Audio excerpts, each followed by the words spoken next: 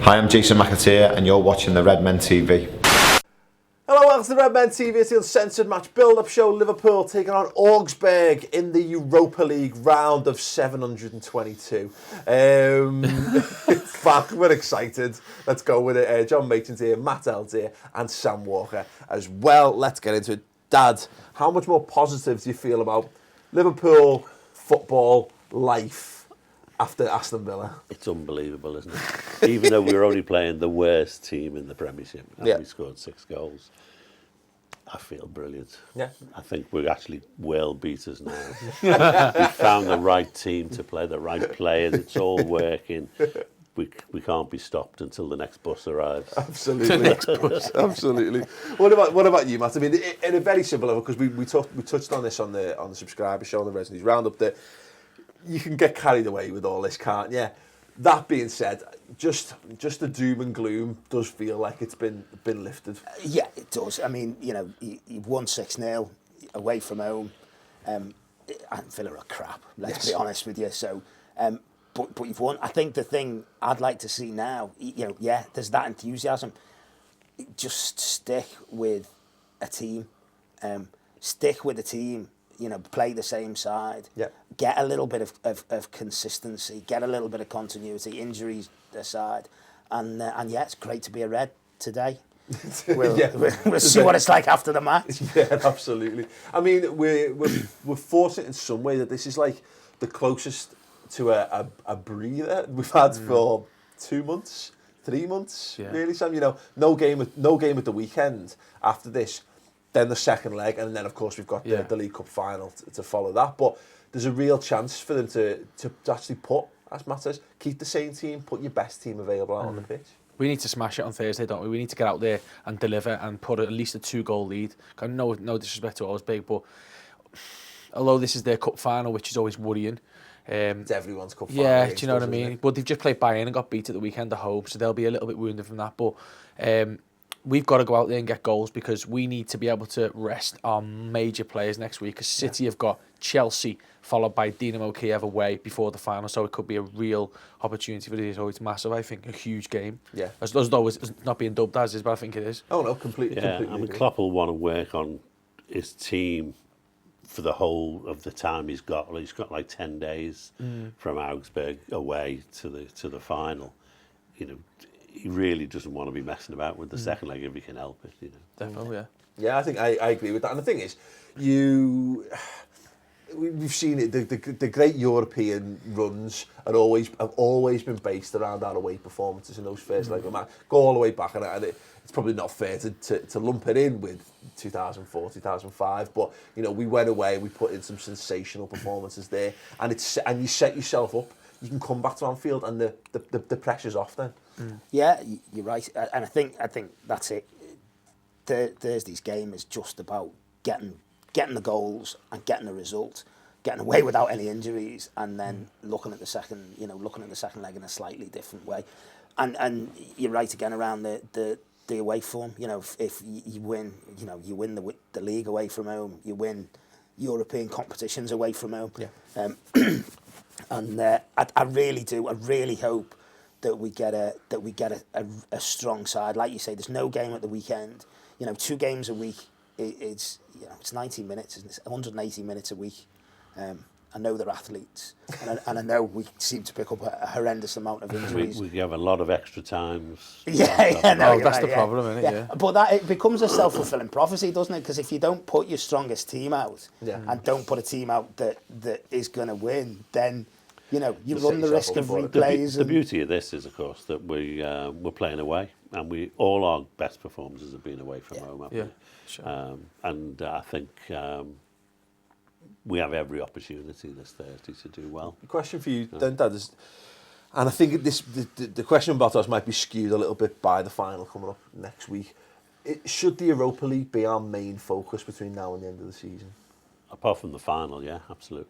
Yeah, I mean, I think Klopp will play game after one game at a time. The cliche, but the thing, you can actually win that and get a really good prize out of it if you do. So you give it everything you've got, I reckon. Yeah. Why not? Because once we're out of the FA Cup, the Carling Cup or whatever it's called, Capital One Cup or Whatever. whatever it's called, The League Cup, yeah. the Fred Cup next week.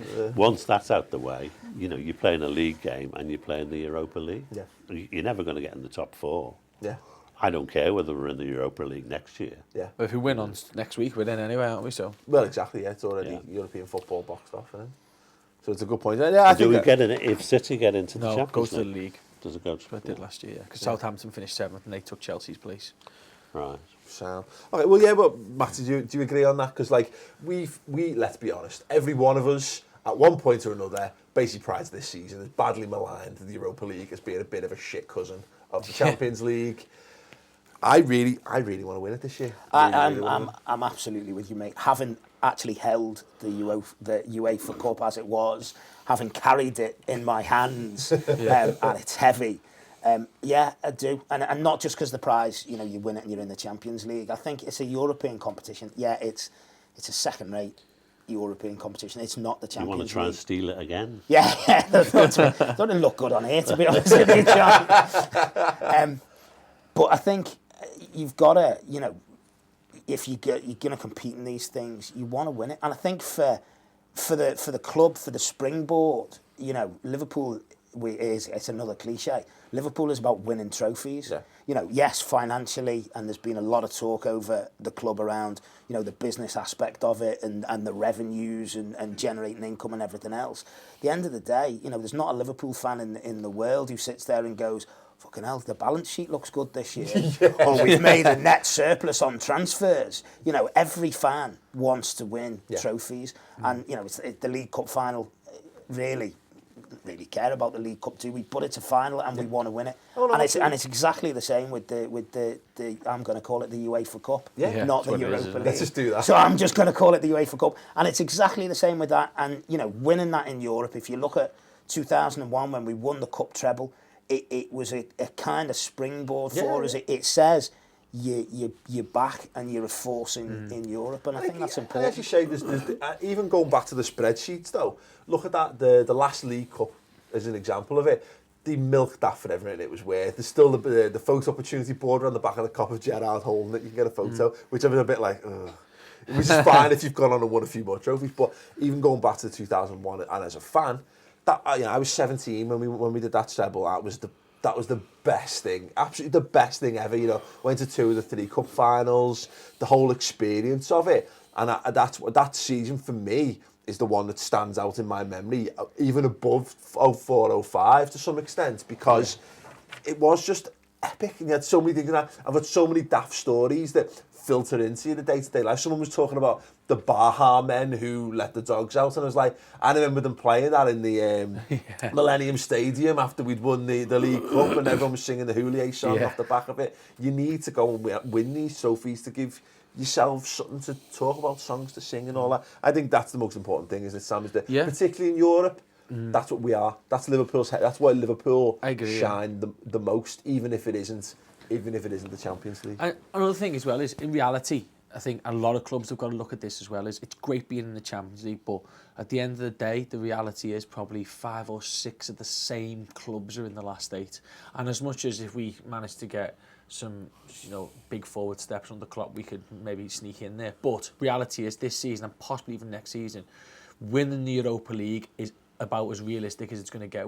I've got more chance to win the lottery than we've probably got to win the Champions League next season. Yeah. And I hope I'm wrong, and I have to put another Twitter apology out to someone. But honest to God, I just think in reality is winning the Europa League is more realistic than winning the Champions League for us for this season and probably next season, even if we get in it somehow. The other thing is, it reminds the whole world about Liverpool in Europe. We're one of the biggest clubs in Europe. Our record in Europe is phenomenal, winning the Champions League and the UEFA Cup loads of times. That we've been out of it for so long. We've done nothing in it for so long.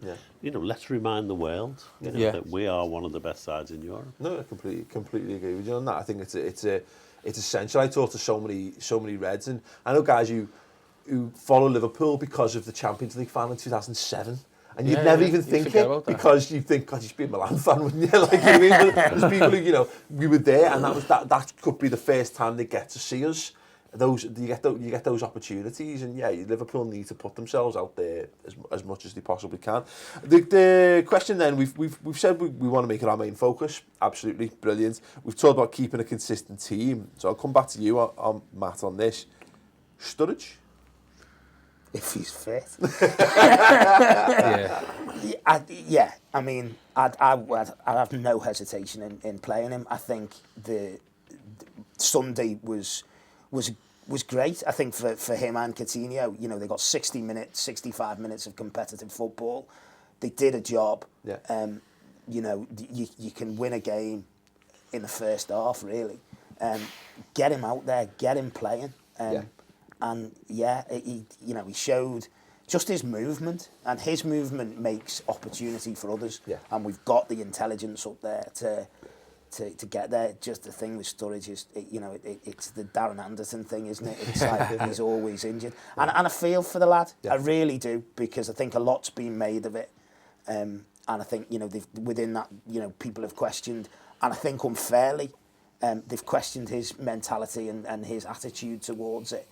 And Daniel Sturridge doesn't strike me as the kind of lad who doesn't want to play football. I think there's elements to it, because ultimately they always say there's no smoke without fire. But what happens is, what Liverpool, this city's like, is that a rumour becomes fact very, very quickly. And there's that, I don't know how many of you saw it. There was this thing like the Liverpool have basically think he's a head case. And Yeah, it's I all saw the that. I religion got told stuff that, yeah. that's fucking twisted his head, and he doesn't want to play, and they're looking to get rid of him for gross misconduct. Klopp doesn't want nothing to do with him and all that, didn't it? The religious thing was up. Klopp doesn't want anything to do with them. He's lost it. He's seen a psychiatrist and all that. That's what I was told. Yeah. And the problem is because as we look... Is this everyone forgetting the fact that we've got Dr. Steve Peters on the books? Is he still... Is Is he still there, is he? Yeah, yeah, I think so, as far as I know. He's Yeah. gone under the radar. Well, if nothing else, he's got his book, hasn't he? Yeah. He's definitely got his book. Just pull it out, have a quick flick through. Absolutely Bang spot yourself on. on the head with it. But yeah, but this is it. But But I mean, Klopp has gone out of his way to praise him and to say how astonished he was at how good he was when he saw him. I mean... But equally, he has also said that I think the thing about paying him real pain, real things pain. done him no favours. I think Klopp would probably regret saying that now, to be honest. It's a soundbite though, isn't it? And, Yeah. and it's one of those things. He's said it, and it's come up every time now. But yeah, if assuming that he's okay after the weekend, I'd give him games. I'd give him consistent games, because there's no doubt about it. Him in the team makes us a real threat going forward. 100%. And on the basis that we talked earlier, we can't defend. Yeah. So it He's seems gonna that score. the scoring. I mean, the goals, other thing is, of course, we can go 10 games without having to play him after Thursday. You don't have to play him in the second leg. You can give him time off. Well, You've exactly. got, I well, think you've that's got the him. best thing. We've got like fingers crossed we beat Augsburg. There's 4 games in 5 weeks in the Europa League. We play catch up, don't we? Yeah. So yeah. I think that's exactly it. I think, and it goes back to what you were saying, Matt, about putting the best foot forward so you're not fucking yourself later down the road. Is that you put him out on Thursday? Hopefully he's available. Hopefully he makes us a better team. Hopefully he scores a couple of goals, and then wrap him in cotton wool, get him in bubble wrap, put him in a cupboard somewhere, and get him ready for Sunday. Of the for next final. 2 games, this is the one you want to win. Yeah. And he's Yeah. the guy who will win you the game. Yeah. He's the world-class player, certainly a world-class forward. And you can see the difference in the team when he's on the pitch, because he's that good. Yeah, no, completely. Score predictions then, Sam? What's the... 2-1. I know we want more, but I just think 2-1. I think they lost 3-1 to Bayern, and it was a grueling game. I was flicking through. It was on Sunday. Was it on Sunday? I think. You've done more research. No, it was. It was just, I remember, and it was once the 6 hours of footy had finished in the Premier League.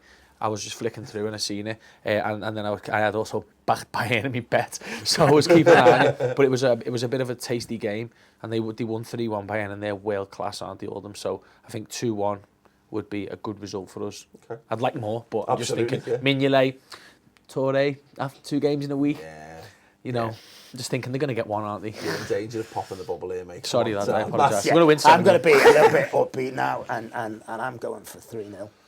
Wow. Yes. Wow. Great. Well, I don't know enough about Augsburg to do anything more than pull numbers out of my head. Neither do I, John. So I just don't know how good they are or how they're going to, fare at home and whatever. So I'm going to go with 2-1 as well. Okay. Well, that's a nice score. Well, I'm going to go with the standard 2004-2005 away, and go for a nice 3-1. It'd be lovely. Like Yeah, me. it'd be sound, Someone who yeah. can't take free kicks to score a free kick. I'm basically thinking Leverkusen. I'd like someone who you think's going to smash it, just going to curl one over the wall. I might just watch that DVD instead. But I know. Let us know your score predictions in the comments section underneath.